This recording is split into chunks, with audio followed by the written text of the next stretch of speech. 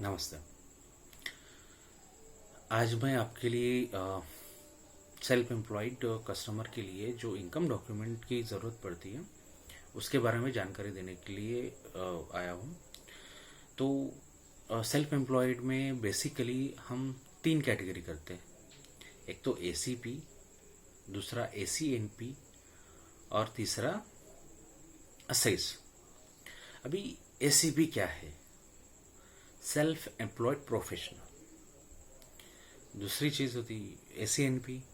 एसीएनपी क्या है? तो सेल्फ एम्प्लॉयड नॉन प्रोफेशनल। और तीसरा असेस होता है। इसमें एसीएनपी और असेस में जो कैटेगरी है वो सेम ही होता है, सिर्फ इनकम डॉक्यूमेंट का फ़र्क होता है। तो एसीपी, एसीपी में सेल्फ एम्प्लॉयड प्रोफेशनल जो बोलते हैं, जिनके पास प्रोफेशनल डिग्रीज अवेलेबल है, उनको हम प्रोफेशनल्स बोलते हैं। आर्किटेक्चर हो गया, कॉन्ट्रैक्टर है, मतलब सिविल की इंजीनियरिंग की डिग्री है, उसके बाद डॉक्टर्स है, लॉयर्स है, इन सबके पास डिग्रीज होती है और बाकायदा वो गवर्नमेंट को रजिस्टर्ड होता है। तो वो एक ऑथेंटिक प्रूफ माना जाता है और ये बिजनेस प्रूफ के लिए ये बहुत ही इम्पोर्टेंट है और हम वो प्रोड्यूस कर सकते हैं। तो ये और एक चीज़, जब क्रेडिट मैनेजर या बैंक या फाइनेंसेस जब असेसमेंट करते समय ये सारी चीज़ें बहुत मायने रखती है। इसका प्लस पॉइंट जाता है कि अगर बंदा सर्टिफाइड है तो उसके पास काम ज़्यादा आएगा, अच्छा आएगा, वो इनकम भी वैसे ही कमाएगा और अपनी ईएमआई प्रॉपरली टाइम पे देगा। ये एक ओवरव्यू होता है या व्यू होता है और ये बहुत ज़रूरी भी है। अगर कोई फाइनेंस या बैंक आपको लोन देती है तो उसका रिपेमेंट होना बहुत ज़रूरी होता है। तो मोस्टली इनका इंटरेस्ट जो होता है इसी बात पर होता है कि हमारा ईएमआई टाइम पे आए। ठीक है, तो हम जाते हैं अभी, ये तो बिजनेस विंटेज प्रूफ और क्वालिफिकेशन डॉक्यूमेंट के बारे में हुआ। तो इसमें इनकम डॉक्यूमेंट में ये लोग भी आईटीआर पे करते हैं, एसीपी, और इनको ये सारी चीज़ें देनी पड़ेगी, जो कि आईटीआर का पेज जो इनकम टैक्स डिपार्टमेंट को सबमिट किया जाता है। दूसरा होता है computation of income, balance sheet, profit and loss account. तो इन तीनों चीज़ों में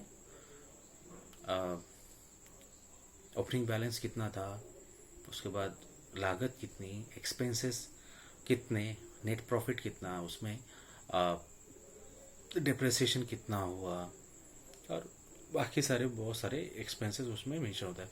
उसमें लोन्स कितने लिए हुए ये भी दिखता है। तो ये सारी चीज़ें उसमें मेंशन होती है और जो लास्ट में बचता है, जो नेट प्रॉफिट है साल का, तो उसी के बेसिस पे ये आईटीआर बनाया जाता है।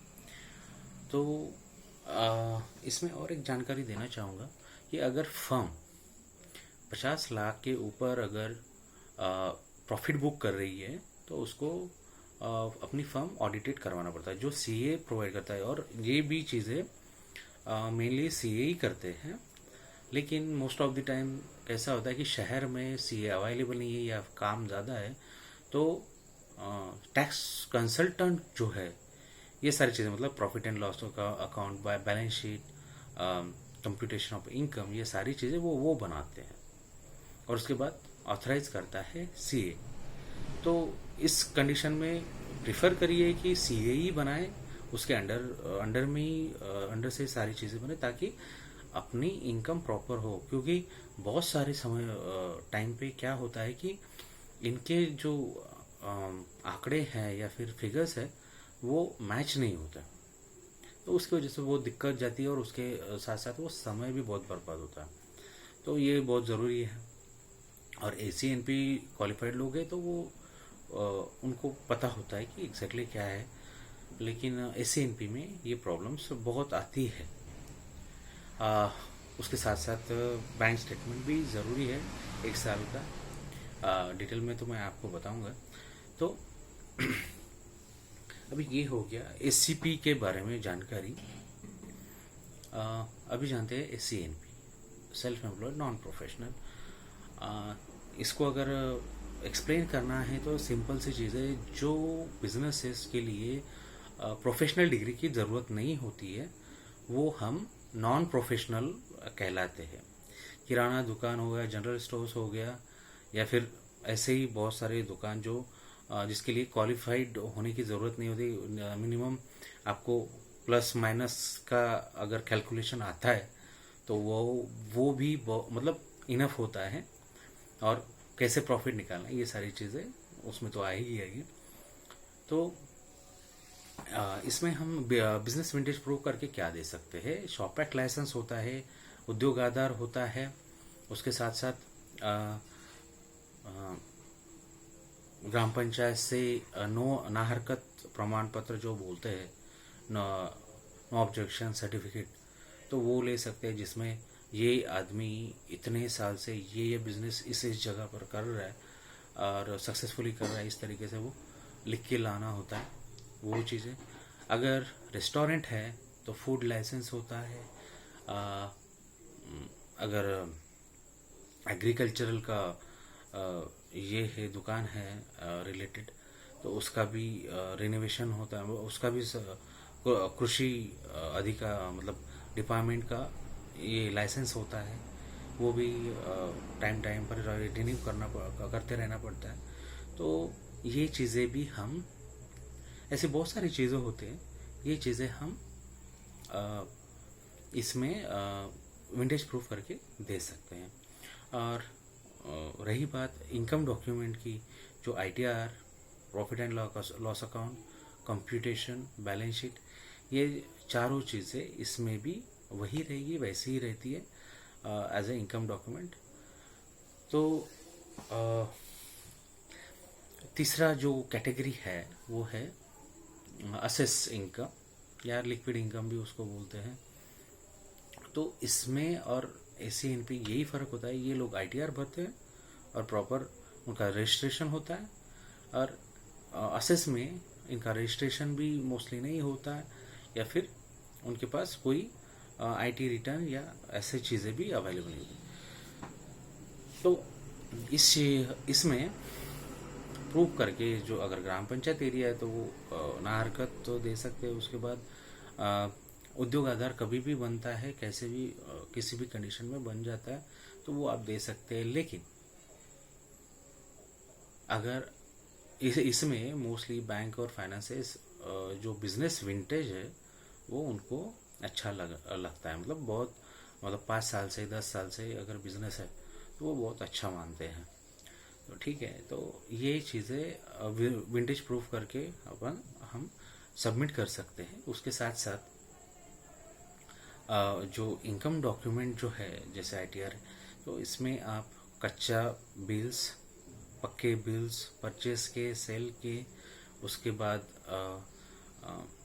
कच्चा रिकॉर्ड जो होता है वहीं पे लिखा होता है या फिर बुक पे लिखा होता है, उसमें कितना परचेस किया इस महीने, सेल कितना हुआ, ये सारी चीज़ें वहाँ पर लिखी होती है बुक में।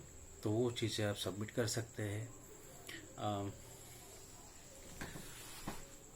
तो ये हो गया असेस इनकम वालों का। और ये अगर चीज़ें होती है तो उसमें से कैलकुलेट करने के लिए भी आसानी होती है कि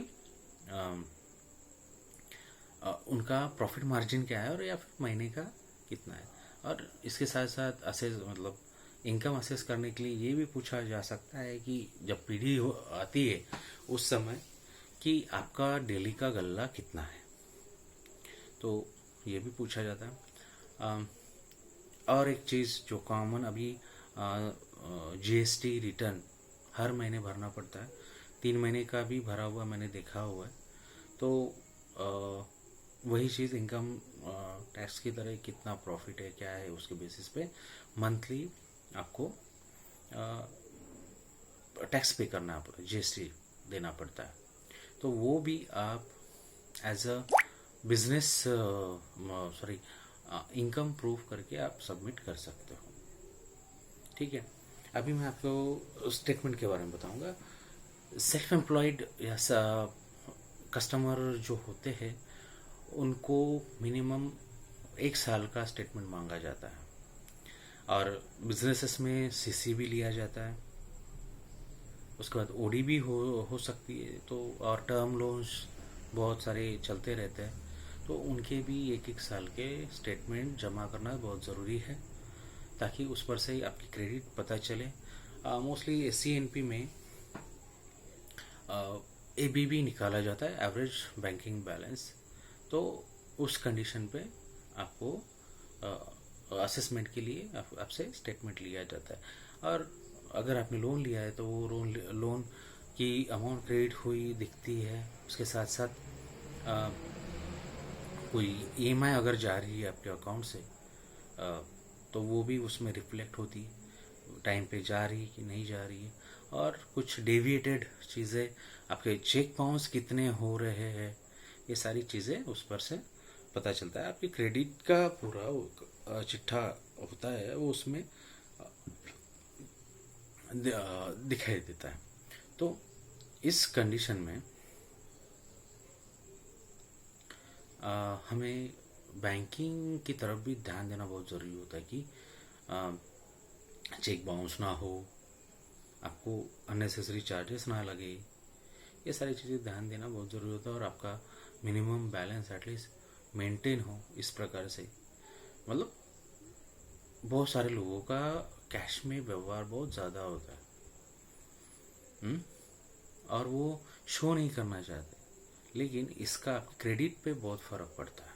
अगर सारे ट्रांजैक्शन बैंकिंग थ्रू अगर जाते हैं तो डेफिनेटली वहाँ पर आपका परचेस कितना है, सेल कितना है, आप वेंडर्स को कितना पे कर रहे हैं, और उसके बाद वो सेल जो हो रहा है वो वहीं पे प्रॉफिट एंड लॉस रिफ्लेक्ट हो जाता है, और केस डुएबल बन जाती है और पॉजिटिवली देखा जाता है।